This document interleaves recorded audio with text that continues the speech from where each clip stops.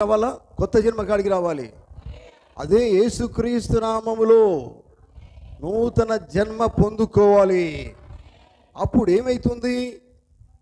దేవుడు అనేవాడు, సృష్టికర్త అయిన వాడు పరిశుద్ధాత్మగా నీ హృదయంలోనికి రావాలని ఇష్టపడుతున్నాడు.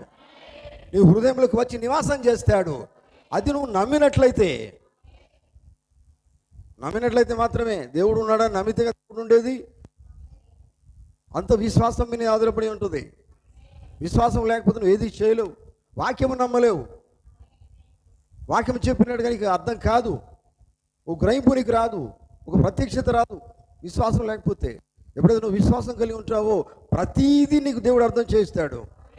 ఎందుకంటే విశ్వాసం లేకపోతే నీకేం అర్థం కాదు. వినడం మాత్రమే నువ్వు అక్కడనే ఉంటావు, వింటూనే ఉంటావు, వినుకుంటూనే పోతావు.